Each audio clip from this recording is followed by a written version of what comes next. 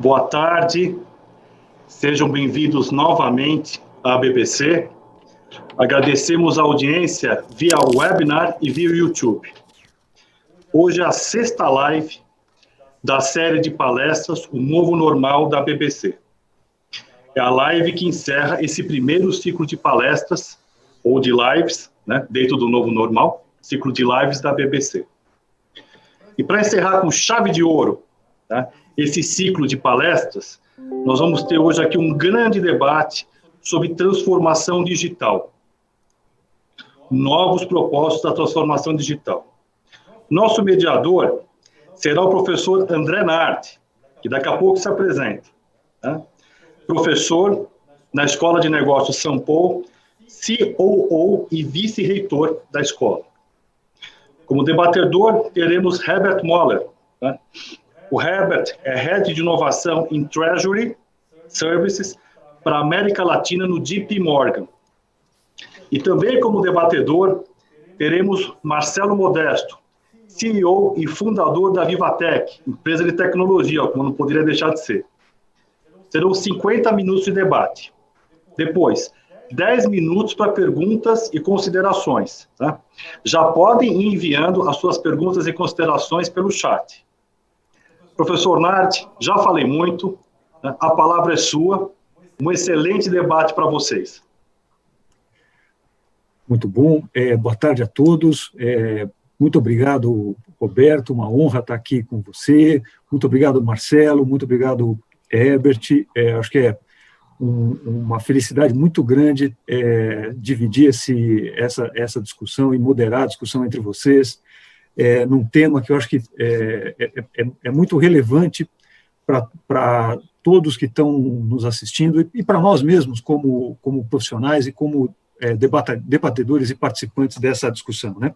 Que são os novos propósitos na transformação digital. Né? Como o Roberto falou, vão ser 50 minutos de debate e depois mais 10 minutos de perguntas. Né? Como organização do debate, nós vamos fazer uma sequência de algumas questões, né? Que são os novos propósitos da transformação digital, novos propósitos da transformação digital para poder orientar a nossa discussão. Né? Então, muito boas-vindas ao Marcelo e ao Herbert. Passo a palavra para vocês se apresentarem, se quiserem fazer as primeiras considerações, e aí a gente já passa para as nossas questões aqui. Muito bom, muito bem-vindo. Prazer estar aqui com você. Um prazer é nosso. Professor, obrigado, André.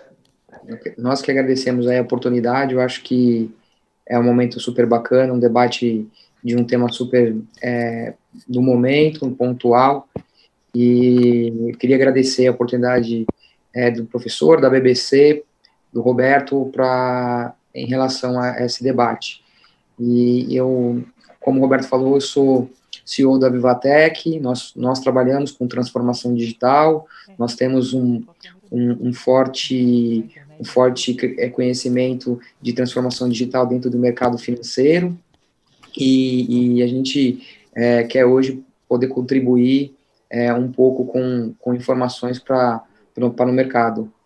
E queria aproveitar também e agradecer o Herbert por esse papo e deixar ele à vontade aí também para trazer a visão dele. Obrigado, Marcelo. Obrigado, André. Obrigado à BBC pelo convite.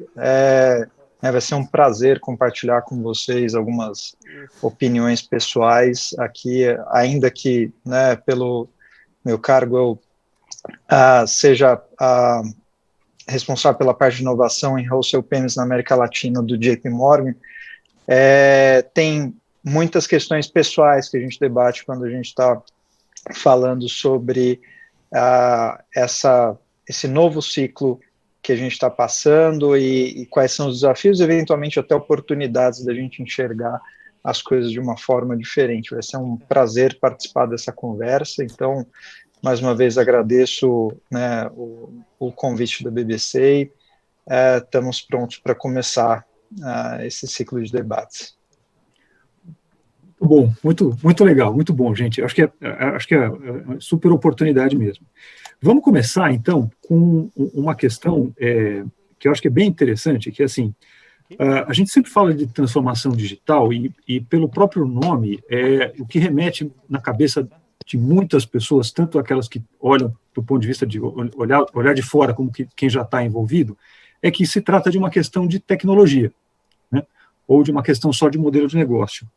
E, na verdade, tem uma dimensão muito relevante da transformação digital, que é a jornada das relações humanas, que estão em volta disso tudo, né? As pessoas são quem fazem as organizações, e o desafio também de como interagir, como fazer colaboração remota, e como colaborar, como construir as organizações em torno desse desenho de transformação digital.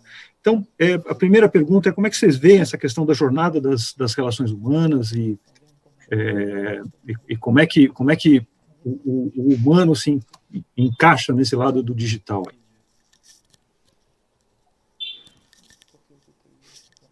Não sei quem quer começar, por favor, fiquem à vontade. Bom, posso começar aqui e Marcelo, por favor, me interrompa se eu estiver falando demais. Eu gostaria também de começar até pedindo desculpa se alguém ouvir galos cantando aqui no fundo, que eu estou na minha casa de campo, foi a nossa ilha de Elba aqui da família, que a gente escolheu se exilar agora nesse período de pandemia. Então, eu peço desculpa por qualquer ruído de fundo que atrapalhe, mas e eu acho que não tem como a gente falar sobre a transformação digital sem a jornada humana, né? E a gente tem visto isso agora, principalmente eu acho que ficou muito mais evidente o uso da tecnologia agora e como é que ele pode servir para melhorar a vida da gente nesse momento que a gente está passando, que é de total isolamento e que a gente tem total, parcial isolamento, mas que a gente tem muito mais foco em perceber quais são o que é que nos traz problema, o que é que nos traz facilidade, né? E eu acho que, por outro lado, também traz à tona a possibilidade de criação de soluções que realmente enderecem uma necessidade real, né, na vida das pessoas. Então, a gente vê, por exemplo, essa mesma ferramenta que a gente está utilizando aqui para nos conectar. Alguém já tinha utilizado antes dessa situação? Eu, particularmente, não tinha. E, de repente, em uma questão de 3 meses, eu vejo essa solução sendo utilizada globalmente, né? E por quê? Porque ela endereçou um problema que era real, as pessoas precisavam se conectar, e precisavam se conectar com qualidade, com um nível de flexibilidade, e queriam encurtar essas barreiras. Então, a tecnologia ela vem para endereçar essa questão de encurtar as barreiras, fazer as coisas mais rápido, fazer as coisas melhor. São esses pilares que norteiam também a nossa cabeça no mundo dos negócios quando a gente pensa em transformação digital. Como é que a gente pode fazer isso e entregar sempre para o usuário final, mesmo quando a gente está falando de cadeias que às vezes são muito longas, muito complexas, tem um ser humano ali na ponta, que é quem vai receber aquele fim do produto ou serviço, ou até o ser humano no meio da cadeia, quando você está falando de utilização de uma transformação digital que vai melhorar o meio produtivo. Então, eu acho que a gente tem que ser mais antropocêntrico na hora que a gente busca essas transformações digitais e não fazer simplesmente a digitalização pela digitalização. Mas eu acho que eu já me estendi bastante aqui, queria passar a palavra para o Marcelo também expor os pontos dele. Obrigado, eu concordo com você, Herbert, e eu acho que nesse conceito, né, falando de transformação, e acho que a principal transformação que nós estamos vivendo, né, muitas empresas com esse momento precisaram se preparar para digitalizar os seus serviços, até por uma questão de sobrevivência comercial, né? Mas só que por que o fator humano, né? Porque, na verdade, eu entendo que a transformação digital é feito por pessoas para pessoas. Então, a transformação, a ferramenta, a tecnologia digital, ela vem dentro de um conceito como um meio, que em alguns momentos ele é o começo, em outros ele é o fim. Mas a jornada parte sempre de alguém criando para alguém. Então, eu acho que dentro desse processo, né, a relação humana ela é muito perto, ela é necessária, ela é essencial, na verdade. Quando a gente olha alguém tentando resolver uma dor ou um propósito para poder oferecer ou um produto ou um serviço, ele também está pensando nele mesmo, né? Então, a gente tem que...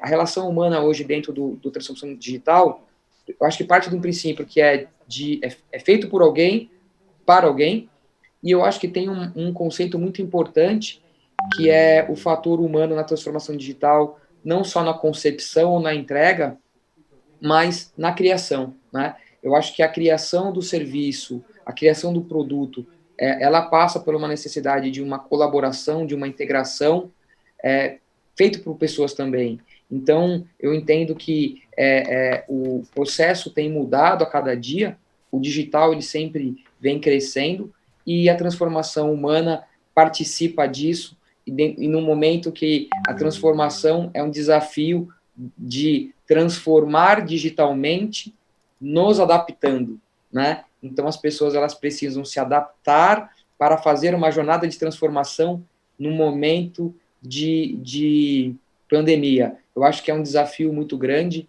e aí é onde entra o fator humano e o colaborativo, né? Feito de pessoas para pessoas que estão em momento de adaptação. Quem está criando tem que passar por uma adaptação, e quem está recebendo também está passando por uma adaptação. Então, eu acho que a relação humana aqui, ela vai muito além, né, do processo de transformação digital, mas ela vem para o processo de adaptação também. E essa adaptação, eu acho que é o grande desafio do momento, né? Eu acho que vocês colocaram pontos muito interessantes aqui, né? Ressaltar dois aqui, que eu acho que tem uma junção muito relevante aí, se vocês quiserem comentar a respeito, eu acho que, por favor, fiquem à vontade, mas o Herbert falou de um ser humano ou de um participante de um processo econômico, qualquer que seja, e organizacional, que tem um problema real, né? Que é muito interessante isso, quer dizer, não é fazer a transformação pela transformação, mas é fazer para que o resultado final desse negócio seja alguma coisa melhor, né? E isso eu acho que tem muito a ver com essa sua visão antropocêntrica. Eu achei muito legal você chamar dessa forma, porque talvez seja isso mesmo, né? Quer dizer, se a gente tira o humano das duas pontas da produção e do consumo, e a gente esquece dor que a gente está resolvendo, que é também apesar de ser um jargão muito comumente usado também nas sessões de design thinking, nas sessões de inovação, criação de soluções para romper com modelos, né? Ele também traz para a gente uma sensação humana. Nós não estamos tentando resolver um problema do processo pelo processo, estamos tentando resolver uma dor, né, que é para lembrar a gente também que a gente tem que resolver o problema da pessoa que está lá comprando na ponta, ou produzindo na ponta, ou utilizando a tecnologia na ponta. Então, eu acho que só para fechar, o comentário do antropocêntrico era mais para como é que a transformação digital consegue entregar mais qualidade para a gente, né, realmente focar em ser humano e ter todas as qualidades extremamente elásticas e generalísticas que o ser humano tem, e não precisar mais ficar fazendo trabalhos repetitivos que máquinas conseguem fazer. Acho que é para isso que a transformação digital vem. Ela vem para tirar o trabalho que um ser humano não precisa mais fazer, porque ele pode se dedicar a fazer outras coisas. O ser humano é o recurso mais fantástico que existe pisando sobre a Terra. Ele é o recurso mais flexível, mais adaptável, e que eu acho que a gente vai entrar nesse ponto mais tarde na discussão quando a gente falar de educação, mas eu acho que é isso, é como é que a gente viabiliza, né, todo o potencial do ser humano com a transformação digital. Muito bom. E complementando um pouco, trazendo essa visão, Herbert, eu acho que também tem um momento, né, não de dor, mas de viabilizar, e nesse momento, bastante o acesso, né? Como é que a gente leva o acesso, como é que o ser humano leva o acesso num momento de incerteza, num momento que nós estamos um pouco mais restritos a se mobilizar, com a nossa mobilidade.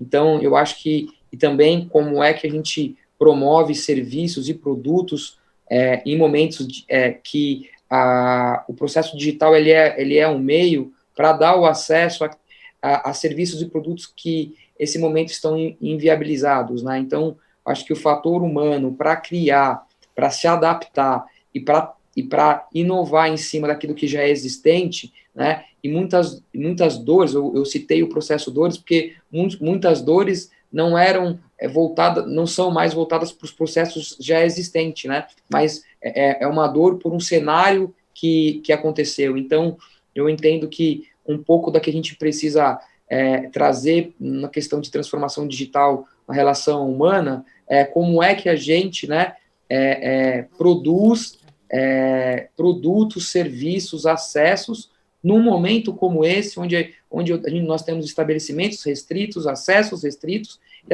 e as pessoas precisam ter o mínimo de acesso, né? Então, eu acho que a capacidade, você falou da capacidade das pessoas, a capacidade de adaptação é muito grande, e o fator humano de se adaptar e de criar, e também de receber é muito grande, né? Então, eu entendo que é um momento bastante delicado, mas um momento de muita mudança e de muito acesso, né? Eu acho que é um acelerador o momento da transformação digital para antecipar alguns acessos que a gente teria ao longo de uma jornada. Eu acho isso muito bacana também.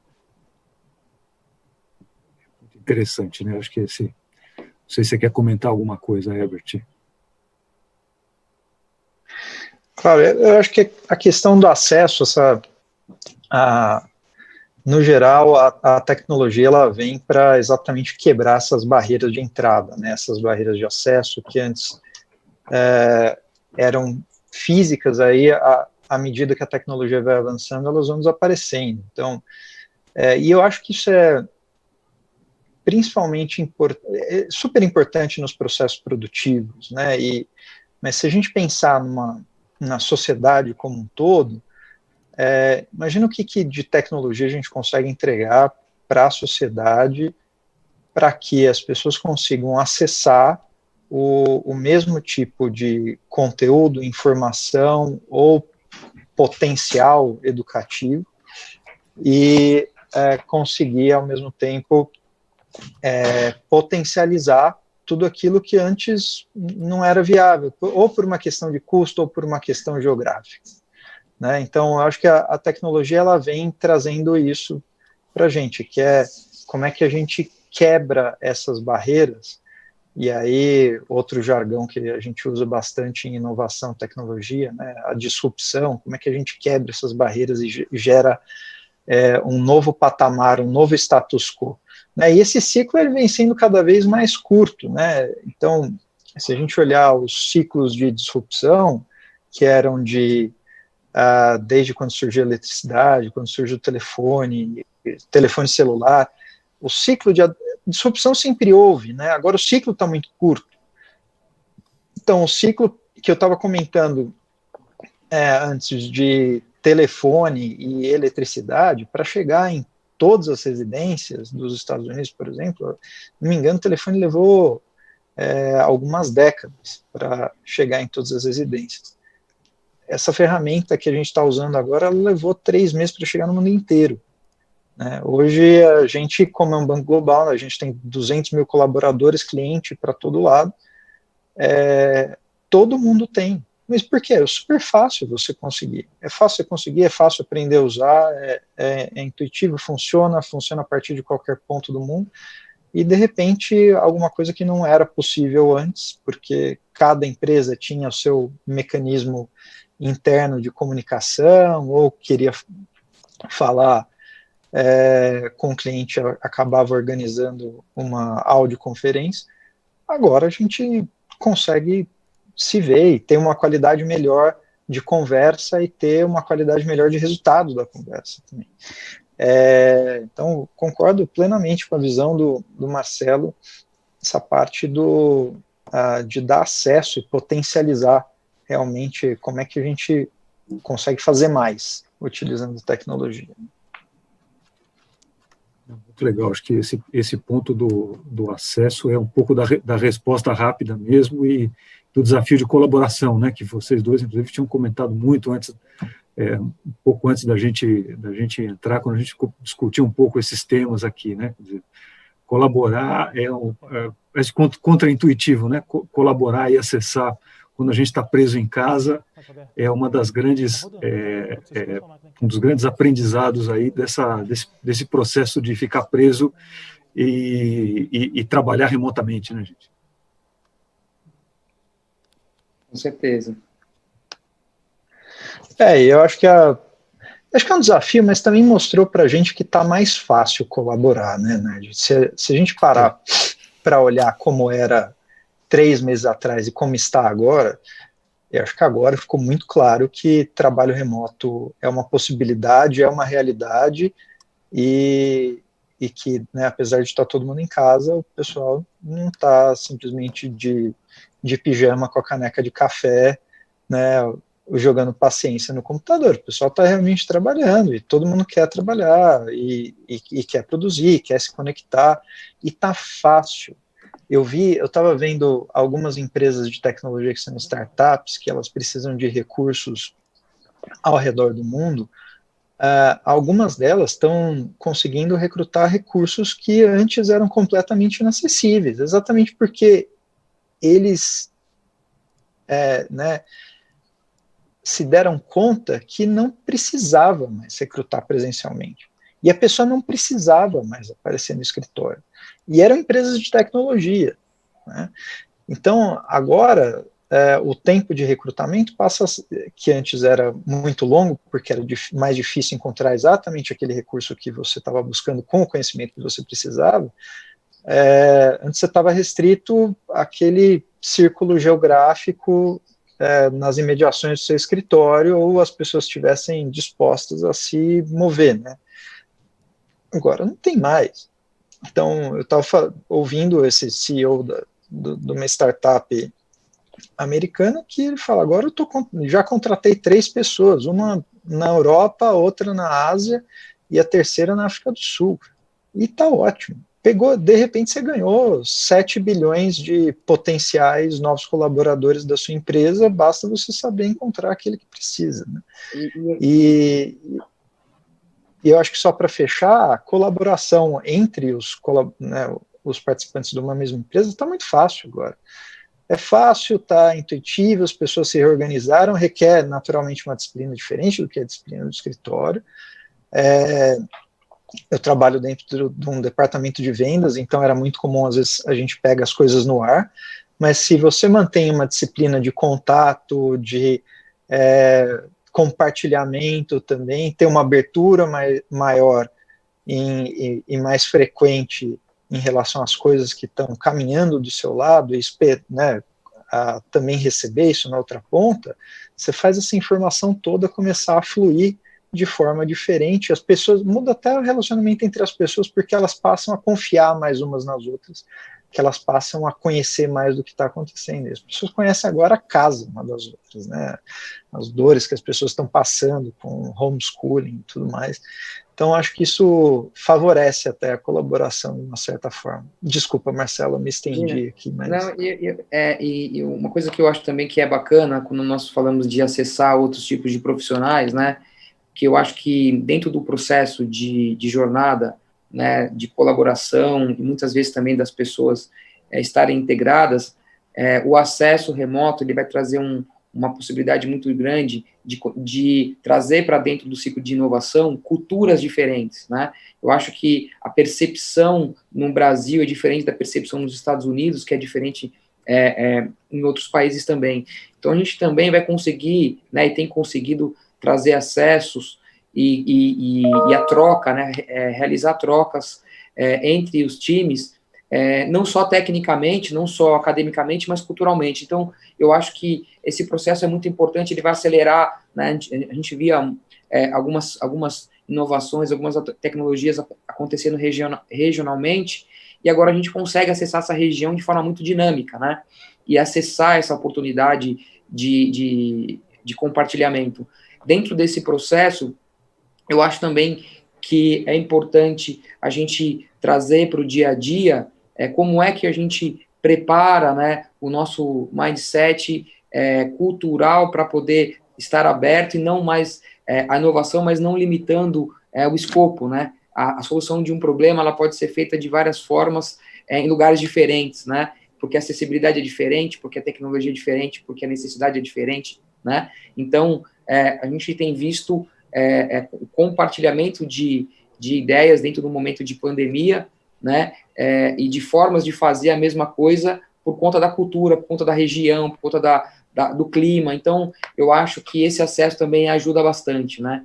Sem falar na parte de mobilidade, que eu acho que tem aí as dores do momento, né, as dificuldades do momento, vai trazer aí talvez um pedaço de uma solução relacionada à mobilidade. Como é que a gente melhora a mobilidade, né? A gente tem alguns colaboradores que trabalham 6 horas dentro da jornada das empresas e que levavam 4 para chegar em casa, né? Então, para ir e voltar, né, dos seus trabalhos. Então, a mobilidade aí, o acesso dentro do processo de home office, ou dentro também do processo de inovação, tendo acesso à jornada de trabalho de forma remota, vai proporcionar isso aí para a população também, né? Então, acho que a transformação digital, ela vai melhorar o processo de mobilidade também das empresas e também das pessoas, né?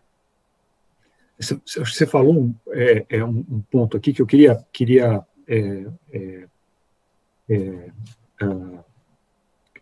incorporar nessa nossa conversa, que é a questão da cultura, né? Transformação digital como cultura, né? Você falou da dimensão da cultura nacional, a gente pode pensar na cultura organizacional, que é um subgrupo, né? Um subset, um conjunto de subsets dentro das culturas nacionais, ou pedaços de cada um, quando a gente fala numa multinacional como a que o Herbert trabalha. Mas, além dessa dimensão, queria perguntar para vocês, óbvio, incorporando nessa conversa das dimensões de cultura, a dimensão da importância do lado da produção e do lado do consumo digital, né? Muitas vezes quem está olhando o processo da transformação digital acaba, mesmo tendo uma visão mais humana do processo, acaba olhando só a visão do consumo ou só a visão da produção digital, né? E elas têm uma articulação muito relevante. Aí queria ouvir um pouquinho de vocês também a respeito desse lado da cultura digital, da cultura da produção e do consumo, e óbvio, explorar um pouco mais também essa questão das diferentes visões culturais e como isso pode ajudar a enriquecer o processo todo de desenvolver as soluções e resolver os problemas.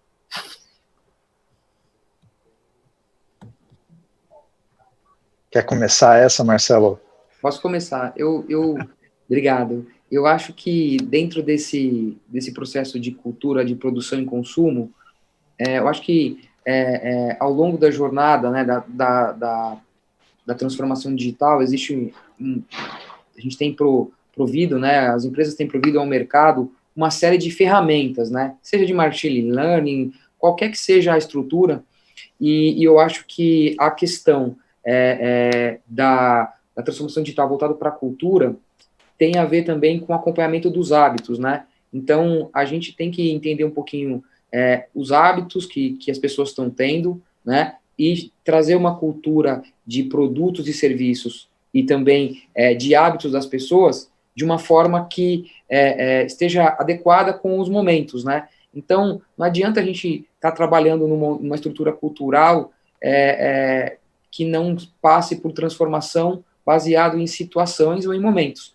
Então, eu acho que a parte de transformação cultural, né, seja nas empresas, ou seja, hoje a gente tem que entender, aqui nós temos mais de 150 colaboradores que estão trabalhando remoto, que os filhos estão em casa, que eles não estão indo à escola, que tem um compartilhamento da estrutura. Então, a cultura da empresa precisa estar preparada para estar aderente a um momento diferente, né, na vida das pessoas. Assim como a gente tem que pensar na hora de promover a transformação digital, de como é que está a cultura das pessoas, na vida das pessoas, os hábitos, o que são os movimentos que as pessoas estão fazendo, para poder casar esse trabalho. Eu acho que a gente tem duas análises aqui, né? O Herbert queria também ouvir um pouco sua visão. Nós temos a visão cultural, que é engajar, trazer as pessoas para perto, entender o momento delas, né? Eu acho que esse é um ponto. E também tem um momento cultural de como é que as pessoas estão lidando com o momento. Eu acho que são duas análises diferentes, porque a produção e o consumo está nisso, né? A produção como é que eu produzo com hábitos e com formas diferentes nesse momento, né? O Herbert falou muito bem, o ser humano é adaptativo, tem se adequado rapidamente, a velocidade da tecnologia permite e possibilita isso, né? Mas a cultura precisa estar aderente ao momento, né? Então, eu acho que esse é um ponto importante de estabelecer, tanto como empresa, como líder, como liderado. Eu acho que todos esses processos passam por uma adequação de cultura, né? Que nós vamos falar daqui um pouquinho sobre propósito, mas tem a ver com propósito institucional, mas tem a ver com o cultural da forma de trabalhar, né? E isso na cadeia de produção. Na cadeia de consumo, eu acho que aí tem a ver a cultura com o hábito. Como é que a gente enxerga os novos hábitos, né? E aí, falando de tecnologia, eu entendo que essa jornada que volta para quem faz e quem consome, né? São feitos por pessoas. Eu acho que tem um fator muito importante nas empresas, que é entender os dados, né? Como é que a gente entende o comportamento, né? Dentro da nossa cadeia, para poder direcionar novas produções para acelerar o processo de consumo. Então, eu acho que era legal, Herbert, queria também saber um pouco do seu pensamento em relação ao consumo e à cultura, né, dentro das empresas e também para as pessoas, né? Acho que você trouxe um pouco disso também nas abordagens anteriores. Legal, acho que eu vou começar pelo consumo e pela produção, que eu acho que e aí depois a gente migra para a parte cultural das empresas, que senão eu vou gastar muito tempo falando de cultura das empresas e não vou abordar nesse ponto que eu acho que eu quero abordar com um pouco mais de profundidade. Acho que principalmente consumo e produção digital dessas soluções de transformação, eles naturalmente estão muito ligados, né? Porque o mercado ele é feito dessas provocações de quem está produzindo e às vezes não está, e às vezes o mercado ainda não está pronto nem para enxergar aquilo que está sendo produzido, né? A exemplo da Betamax, que foi lançada lá, e a VHS que tomou o mercado, por exemplo, ou o tocador de MP3 que, né, um montão de gente tinha, mas foi só o iPod que fez a grande diferença, e que, porque ele realmente enxergou não somente a facilidade tecnológica, mas a facilidade de uso e por que as pessoas usavam. Então, mas principalmente por que a pessoa precisa usar aquilo lá, né? E o consumo, ele é muito norteado por isso também. O consumo imediato, às vezes por uma necessidade pulsante ali. Então, por exemplo, o que eu estava falando da ferramenta que a gente está utilizando para nos conectar. A necessidade para a gente começar a utilizar, ela foi imediata e ela foi um pico, né? A garantia de que essa solução ela vai sobreviver é o que ela realmente entrega. O porquê que eu vou utilizar essa e não utilizar as outras 10 que estão aqui dentro do meu dispositivo. Então, eu acho que o consumo, ele também vem com um sentido de qualidade, que ele é um pouco curto prazista, então às vezes ele tem uma pressão de mercado imediata por situações de pico como essas que a gente está passando, mas no longo prazo ele depende dos fatores culturais e da vida, das placas tectônicas da sociedade, como é que ela está fundamentada, depende do dia a dia das pessoas, depende de entender realmente as pessoas, o relacionamento entre elas, o relacionamento delas com a própria aplicação, como é que elas se sentem utilizando, seria a preferência delas utilizar aquela aplicação, aquela solução, ou elas utilizam porque não existe outra, né? Então, e agora, especificamente, a parte de consumo ela está muito nebulosa, né? Então, eu acho que ninguém espera que a gente vá ficar nessa situação de isolamento social, distanciamento social, ou qualquer gradação disso durante muito tempo, né? Por N razões que eu não vou entrar nos detalhes agora. Então, eu acho que essa ponta do consumo está difícil de enxergar, né? A gente consegue enxergar a necessidade imediata, e o imediato agora é imediato de agora até os próximos 90 dias ali. Dependendo do campo ou mercado que se está atuando, às vezes um período até um pouco mais curto, né? Agora, que mais de oportunidades que a gente viu agora que podem estar favorecendo a produção de outras soluções que a gente já provou com essa nova situação que são possíveis, né? Como é que a gente produz soluções que favoreçam ou facilitem a colaboração remota e a produção remota de mais qualidade, e uma experiência melhor do trabalho remoto, uma experiência para aquelas pessoas que são críticas do trabalho remoto porque elas não conseguem se sentir parte ou incluídas ou dentro de um ambiente que elas estão circundadas, né? Eu acho que isso varia de pessoa para pessoa, tem pessoas que adoram e tem pessoas que gostam de ficar mais focados, isso são perfis psicológicos ali, mas como é que a gente endereça também essa pessoa, a necessidade desse consumidor e potencialmente de um colaborador para a produção? E aí eu acho que a gente chega na questão cultural, da cultura digital da empresa, né? Digitalização não é a mesma coisa de informatização, né? A gente pode pegar todos os sistemas mais automáticos do mundo numa empresa, digitalizar 100% dos processos, se a cultura não for uma cultura digital, é muito difícil a empresa alavancar todo o potencial da facilidade que a tecnologia está colocando à disposição dela. E essa cultura digital, ela não é muito sobre o uso de tecnologia, ela é mais sobre realmente colaboração, é mais sobre rapidez, né? Como é que você chega mais rápido nas conclusões, sendo elas as certas ou as erradas, né? E como é que você favorece e essa cultura digital, ela não é muito sobre o uso de tecnologia, as decisões, ela é mais sobre realmente colaboração, é mais sobre rapidez, né?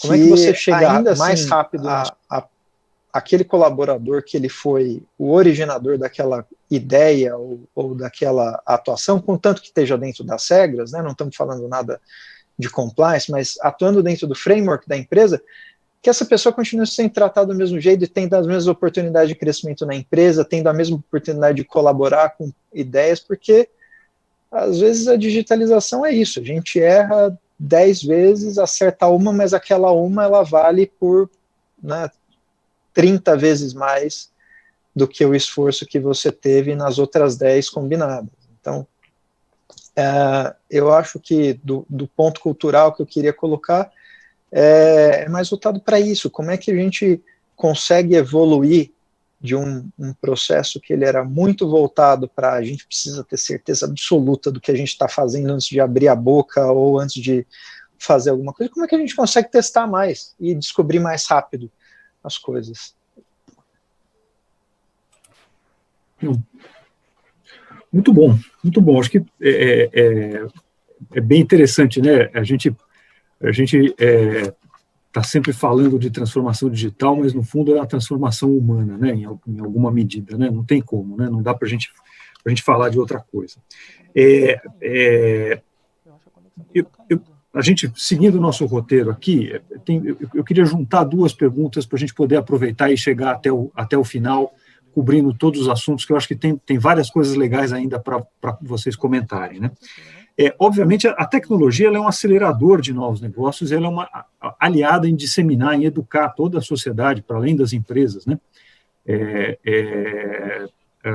Sobre esse processo todo de transformação, né?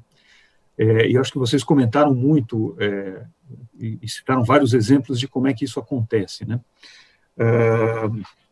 E certamente isso aqui está afetando, ou está sendo uma oportunidade para muita gente aqui nesse momento de crise, né?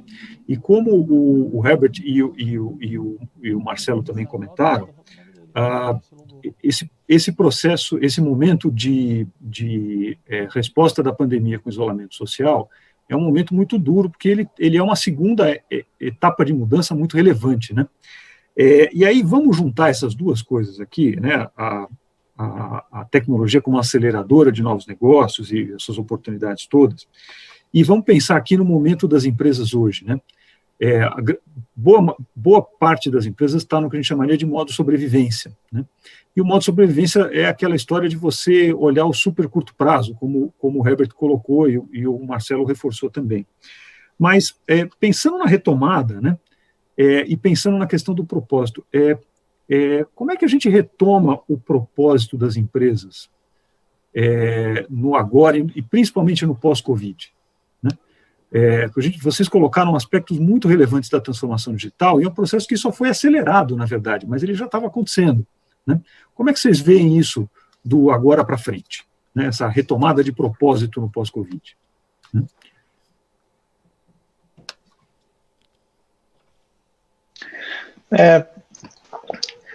Eu acho que tem não só uma retomada de propósito, mas tem uma recalibragem de risco também, né? Eu acho que vai ter uma aversão a risco maior nos setores que foram mais profundamente impactados antes de receber aportes financeiros que sejam realmente relevantes. Isso que a gente está vendo, pelo menos também as visões de risco do mercado. E a parte do propósito, ela também vai precisar se recalibrar para como é que a sociedade vai sair desse experimento, né? Agora, no fim, né, eu continuo acreditando que o propósito vai ser como é que essas empresas estão realmente entregando valor para a sociedade, não simplesmente explorando um nicho que estava, de alguma forma, mal assistido, mas também não estão entregando muito valor, ou as empresas que estão gerando barreiras concorrenciais ou reserva de mercado. Eu acho que tudo isso tende a cair mais rápido daqui para frente, porque a urgência é muito grande de que a gente gere valor e gere valor rápido, né? Isso está evidente, que a gente precisa gerar valor e gerar valor rápido, e anticompetitividade, reserva de mercado não ajuda. Então, do ponto de vista do setor financeiro, pelo menos, a gente tem visto com muita alegria todos os esforços do mercado e dos reguladores em ajudar esse ambiente competitivo e gerar mais negócios, né? E eu acredito também que isso vai continuar sendo uma tendência não só nesse setor, mas em todos os outros. Tem uns que são mais difíceis que outros, principalmente aqueles que dependem de infraestrutura muito pesada ou de hard assets, né, que a gente fala. Agora, todos aqueles que puderem se beneficiar dessa tecnologia mais rápida, que, né, toda tecnologia digital, acredito que isso só vai ser acelerado. Por outro lado, também acredito, né, que vai haver um esforço social muito grande dos reguladores e legisladores para evitar que se formem grandes monopólios ou muita concentração de poder dentro de conglomerados, sejam eles de qualquer setor, né, mas que né, tenham se transformado de alguma forma muito importantes pela sociedade. Então, acho que o propósito que eu gostaria, pelo menos, que ficasse para essa época do pós-Covid é propósito de geração de valor para a sociedade, ponto, não simplesmente geração de crescimento para uma base de acionistas ou né, para quem estivesse por trás ali da empresa. Então, entender como é que essa empresa está entregando o serviço de uma forma mais ampla. Marcelo, não sei se você quer comentar. Eu acho que em linha com o que você colocou, Herbert, eu acho que tem um fator importante que são as empresas que não tinham os propósitos delas bem definidas. Então, nesse momento, ela tem mais dificuldade de passar uma orientação e de definir uma estratégia de como sair da crise, né? Porque se o propósito não estava muito claro, no momento de dificuldade, as pessoas têm mais dificuldade, têm mais desafios de falar assim, para onde nós vamos e como é que a gente se estrutura para sair disso, né? Eu acho que um ponto importante é um desafio grande de quem não tinha um propósito bem restabelecido.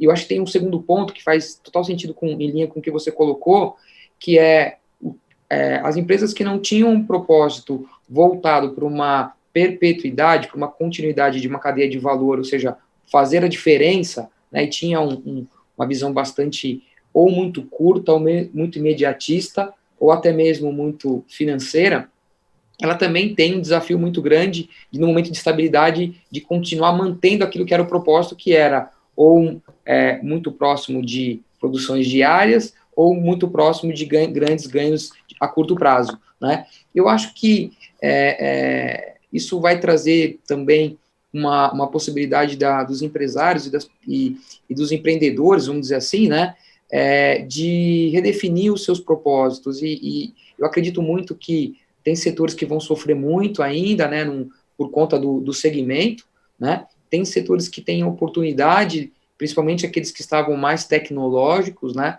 apesar de que muitos desses setores foram muito hábeis na hora de se reinventar, a gente tem visto grandes sucessos, e eu acho que a transformação digital de quem já estava pronto serviu como exemplo, né? Muitas pessoas aceleraram o seu propósito digital, vamos dizer assim, da transformação no momento, e conseguiram ganhar etapas, e a gente viu dezenas de empresas indo para suas casas muito rápidas, né? E trabalhando remoto e acessando as ferramentas como essa que nós estamos. Mas eu acho que o princípio de revisão de propósito, de atuação para esse pós-Covid, né, eu acho que poder fazer um paralelo na sociedade dos mercados que mais sofreram, como é que a gente ajuda eles também, das empresas, das pessoas que estão sofrendo no pós-Covid. Nossas empresas, né, eu sou empresário, eu tenho comigo que a gente precisa rever os nossos propósitos de como ajudar a sociedade, seja elas nas empresas com portes menores, seja elas nas empresas mais afetadas, ou também no momento das pessoas que foram mais afetadas também. Então, eu acho que é um momento que os empresários precisam rever rever seus propósitos com base também num momento de crise, né? Como é que a gente ajuda a sociedade? E aí, com certeza, o governo, os demais órgãos precisam também fazer parte dessa jornada, né? Então, é um momento de muito apoio e um momento de revisão de um propósito que eu acho que é um propósito também solidário, né? Então, como é que nós, que temos empresas de tecnologia, fazemos transformações solidárias, né? Então, eu acho que tem um viés aqui de transformação digital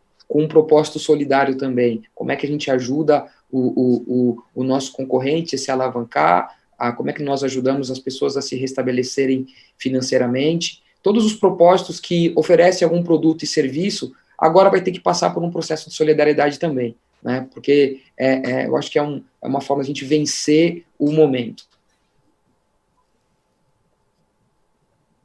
Eu acho que muito, muito interessante aí que vocês colocaram de propósito e, de certa forma, são duas visões que olham a empresa com duas dimensões diferentes, né? Realmente, o propósito da empresa gera valor e eu contribuo diretamente com isso, né?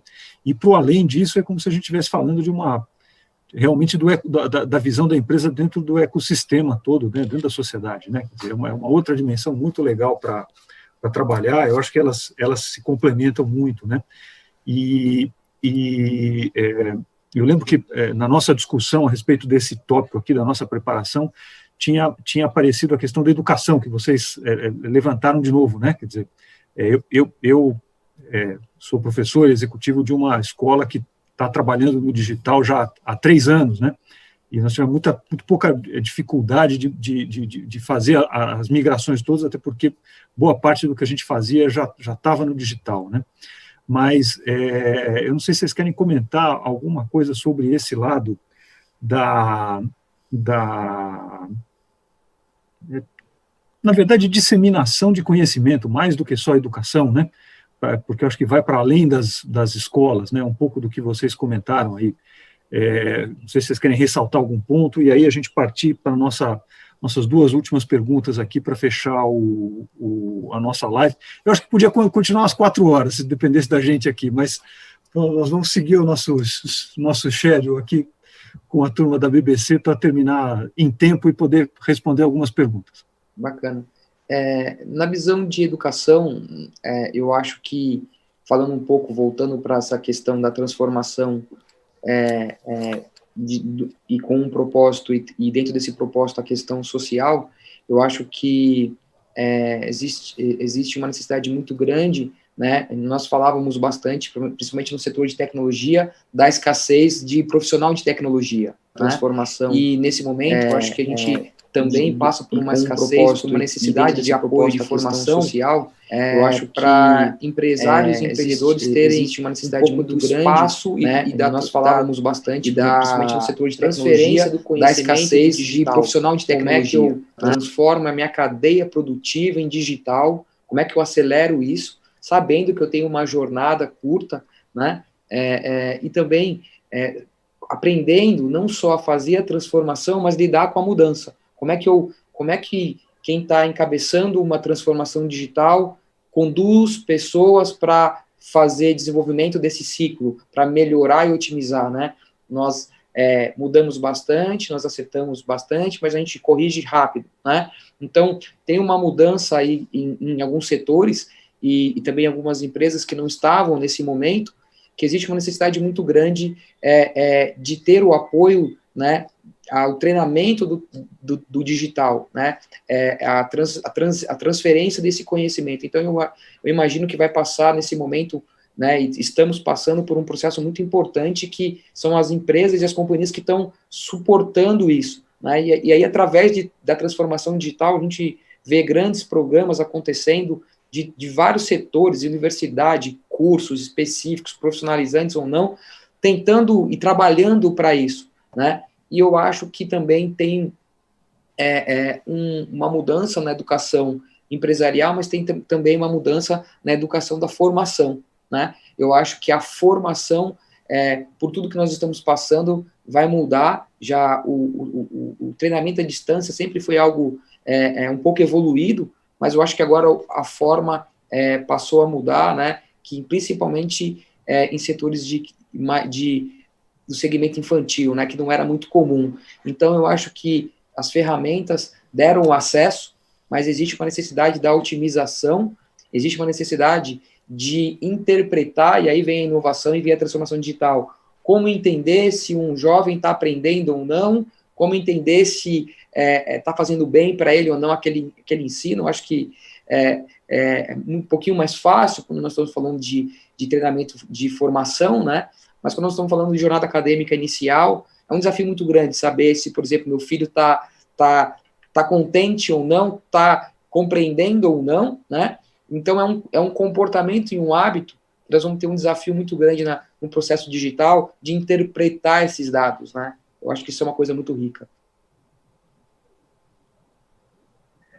Eu vou ser breve aqui para também dar tempo da gente responder uma ou duas perguntas. Eu acho que precisa mudar também a forma como a gente vinha tanto entregando quanto consumindo educação à distância, né? Que não é simplesmente educação à distância, não é fazer uma videoaula e todo mundo senta lá por 1 hora para ver um conteúdo. Talvez a gente possa repensar essa parte de educação à distância também com esse mindset um pouco mais digital. Como é que a gente faz todas as pessoas que estão buscando aprender um determinado tópico, que elas colaborem durante um período que é pré-determinado com um objetivo específico para entregar um determinado trabalho, ou pode ser até mesmo algo produtivo que se utilize, e que elas fiquem mais flexíveis, elas têm mais flexibilidade também no uso do horário. Eu acho que a gente ainda segue um modelo de educação à distância no geral, tá? Não estou tentando enquadrar todo mundo na mesma caixinha, mas pelo que eu vejo, em que tem o conteúdo e depois uma avaliação, né, e que ainda segue praticamente um formato como se tentasse seguir o mesmo formato da sala de aula, portado para vamos gravar isso aqui.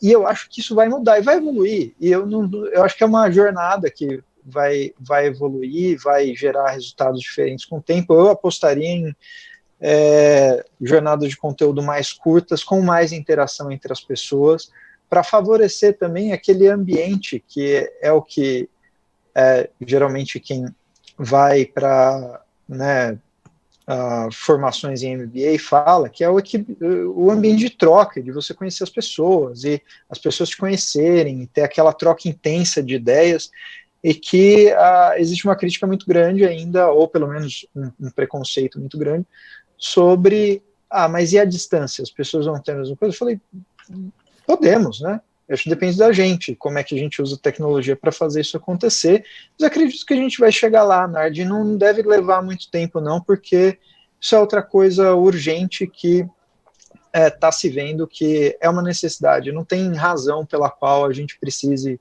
deslocar milhares de pessoas para um determinado país, só porque lá ele tem fisicamente as boas universidades.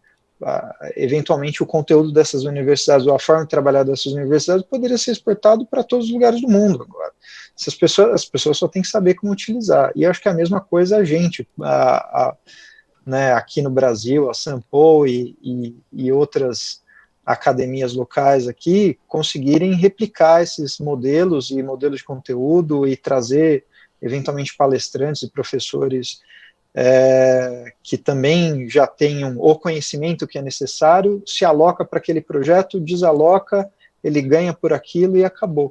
Então, eu acho que tem toda essa flexibilidade do trabalho do ensino à distância também, que a gente precisa começar a alavancar melhor, e que eu acho que tem o potencial para levar, né, essa capacitação e instrução a um número muito maior de pessoas do que está conseguindo atingir atualmente. Herbert, eu acho que você falou exatamente o desenho que a gente está seguindo lá na Sampo mesmo. É bem por aí, devem ter outros modelos, mas eu consigo falar do nosso lá, e é bem nessa linha. Não vou me alongar, porque eu acho que a gente tem uma última pergunta muito importante para fechar, mas eu acredito também completamente no que vocês dois falaram, e tem uma contribuição para a sociedade muito grande, assim como as outras organizações, né?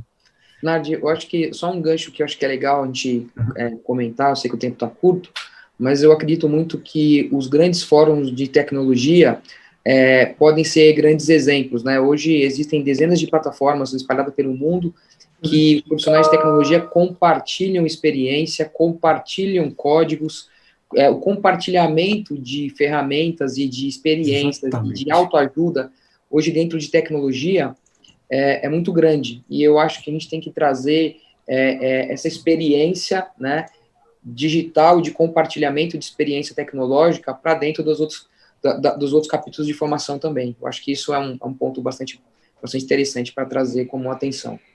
A construção do conhecimento é conjunta, né? E esse fórum e esse formato que a gente tem aqui, ele propicia algumas conexões que a gente não conseguiria, como vocês falaram muito bem, fazer num ambiente presencial. Eu acho que é um mar de oportunidade, gente. É um mar de oportunidade, né?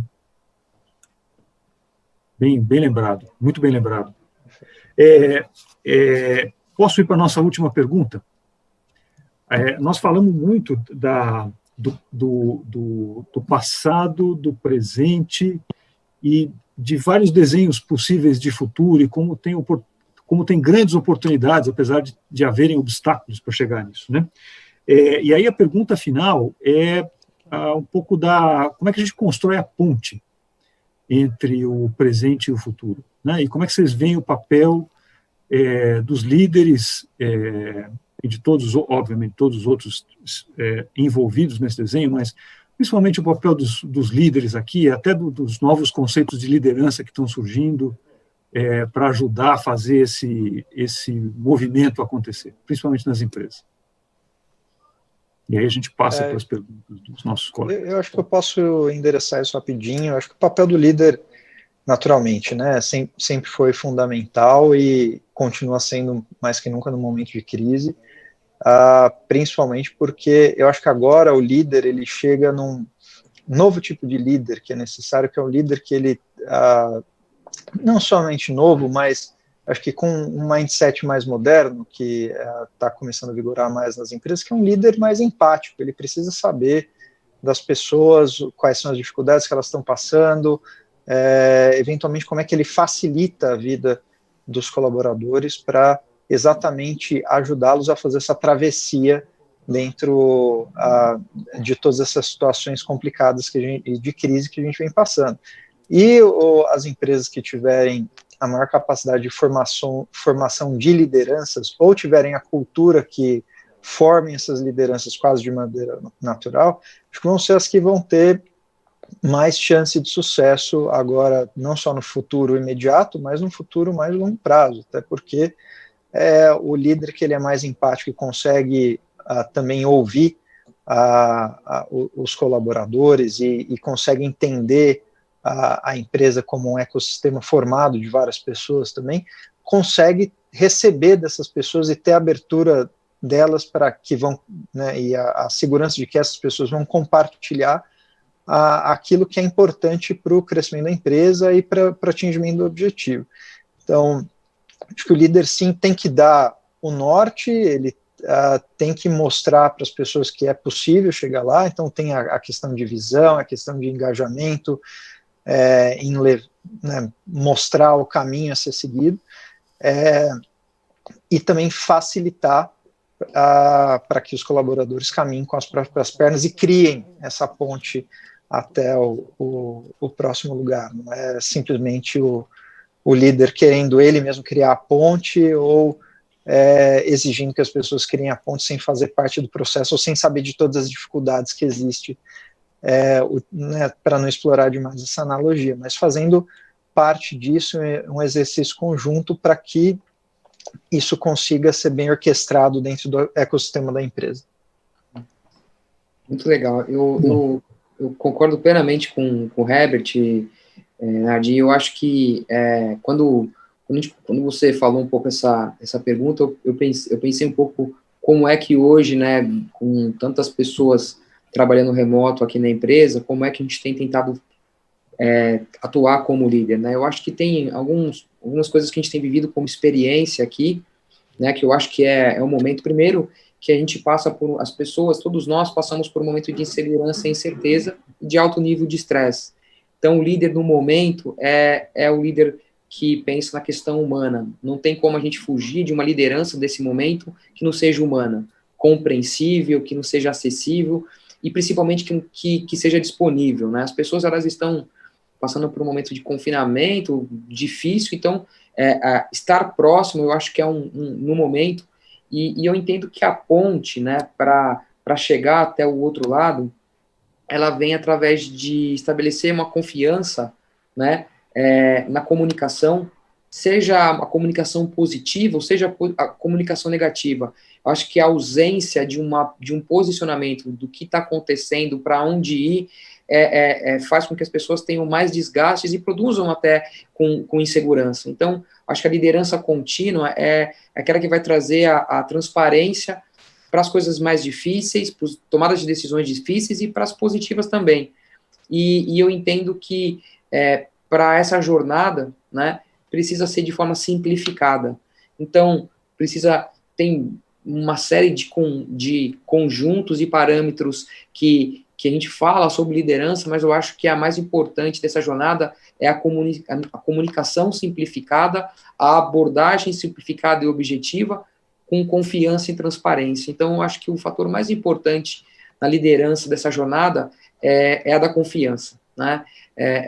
Lembrando que a gente tem, e tem uma coisa que a gente vem falando ao longo desse momento de mudança de liderança, né, seja por conta da transformação digital, seja por conta da tecnologia, seja por conta da inovação, ou até da velocidade que as coisas mudam, né, eu acho que a parte principal da liderança desse momento é a liderança humana, né, então como é que a gente vai fazer a jornada com as pessoas e para as pessoas, né, eu acho que a gente tem um desafio muito grande aí de continuar, mesmo em virtude dos desafios pós-Covid, de fazer com as pessoas e para as pessoas, né? Acho que esse é um ponto super importante que a gente tem buscado também aqui na Vivatech, proporcionar para os nossos colaboradores, né? Como é que eu sou transparente e simplificar, de forma simplificada, né? Eu acho que é uma coisa muito importante. Muito bom. Eu acho que é por aí mesmo, né? O desafio do líder, de certa forma, é se reinventar, mas ao mesmo tempo continuar com o foco nas pessoas e na comunicação, né? Não adianta você esperar que os seus liderados te deem as respostas numa situação de crise se você não mobilizá-los, né? É muito difícil, né? Principalmente na nossa cultura brasileira de origem latina, né? Eu acho que esse por outro lado, o líder não tem mais todas as respostas, né? Principalmente se a gente olha para o futuro, né? É um pouco o que vocês colocaram. Então, esse processo de mudança vai ser bem interessante. Acho que talvez seja um dos grandes caminhos aí para a gente acompanhar, né? Muito bom. Não sei se vocês querem fazer alguma consideração final para a gente passar para as perguntas. Podemos seguir. Então, vamos lá. Professor Nardi. Ô, professor. Voltei. Tudo bom? Muito bom, tudo jóia. Então tá bom. Passamos um pouquinho do tempo agora aqui. para essa parte das perguntas, tá? Primeiro, eu quero agradecer a todos vocês pela excelente contribuição, tá? Muito, muito obrigado aos três que são grandes parceiros aqui da BBC. Agradeço em meu nome, agradeço em nome da associação, né?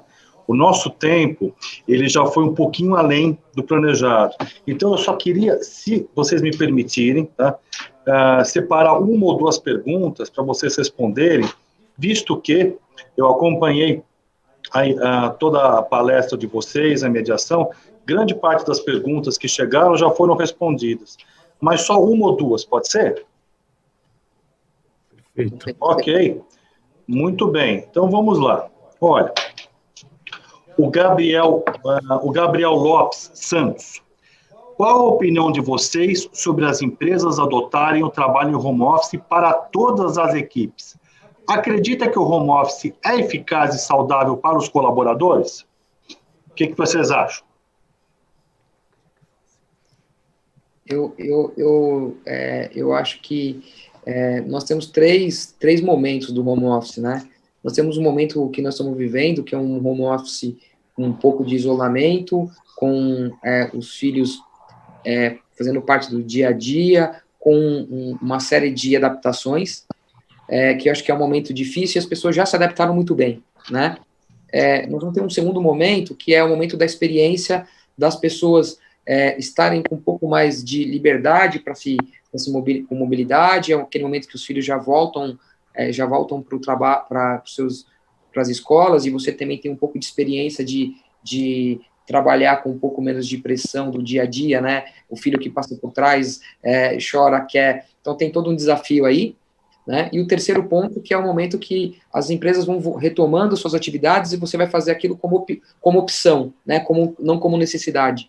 E eu acho que muitas empresas não tinham esse hábito, não tinham essa experiência, não sabiam se funcionaria ou não, muitas delas já viram que sim. Então, eu acho que é algo que veio para ficar, não tem como mudar. Eu acho que tem um aprendizado muito grande pós pandemia, que é poder ajudar os colaboradores a melhorar o seu dia a dia, entendendo quais são as dificuldades. A gente tem batalhado muito aqui para ouvir muito dos nossos colaboradores e o que eles estão sentindo, como é que a gente ajuda eles, né, no trabalho remoto, no home office, mas a gente também tem o desafio de ajudar eles a ter os controles necessários, desenvolver as habilidades necessárias para trabalhar home office, seja de concentração, seja de organização, né? Mas eu entendo que veio para ficar e é um processo que vai facilitar muito a vida das pessoas, vai mudar muito, pode melhorar muito a qualidade de vida da sociedade, e aqui no nosso escritório já é um efeito efetivo. Muito obrigado. Herbert, por favor. Não, se eu puder complementar rapidinho, eu concordo com absolutamente 100% do que o Marcelo comentou. Acho que alguns setores ainda vão precisar de trabalho presencial por N razões, seja porque setores produtivos, pelo menos o bem de capital está onde se produz, então não há possibilidade, mas se a gente vai falando de trabalhos administrativos ou trabalhos intelectuais, isso é uma grande possibilidade de que haja uma popularização maior do trabalho remoto daqui para frente, contanto que não exista qualquer tipo de preocupação com relação à confidencialidade ou em relação a barreiras de informação. Quando a gente está falando de confidencialidade, barreiras de informação, às vezes a gente ainda precisa de barreiras físicas que vão requisitar que as pessoas estejam num local circunscrito e que você consiga controlar o fluxo de informação. Mas fora isso, para a execução do trabalho do dia a dia, eu acho que está perfeitamente possível, inclusive perfeitamente possível também ter mais interações com os clientes de forma remota, o que facilita bastante e gera economia para as empresas, né? Tanto para os clientes quanto para a própria empresa, do ponto de vista logístico e de tempo, né? Tanto a parte de deslocamento de tempo, eu acho que isso veio para ficar. Muito obrigado, Herbert. Professor Nardi, alguma consideração adicional? Eu acho que o Herbert e o Marcelo cobriram quase 100%. Eu só queria comentar que toda vez que a gente fala sobre trabalho remoto, eu acho que as restrições são essas mesmas, as oportunidades são essas mesmas, e o grande desafio está num dos pontos que vocês dois tocaram muito aqui nesse debate, que eu tive a oportunidade de mediar aqui, é a colaboração. Né, colaboração e liderança. Esses são os grandes desafios do trabalho remoto, para além das questões técnicas. Eu acho que, do ponto de vista de tecnologia, a gente está só no começo. A gente está que nem na história do começo do cinema, sabe? Que o pessoal fazia roteiro de filme e os artistas apresentavam como se fosse teatro. Né? Talvez a gente não esteja ainda nem com as cores adequadas. Né? Então, tem muita coisa para a gente ver acontecendo num futuro próximo e num cenário aí de 1 a 5 anos. Vai ter muita mudança. Muito obrigado, meu querido Nardi. Última pergunta para a gente encerrar. Tá? Já extrapolamos aí bastante o tempo. E a pessoa colocou aqui, o Denis, para Herbert. Né? Você acredita no fim das empresas que possuem uma gestão muito conservadora? Olha, minha opinião estritamente pessoal aqui, tá?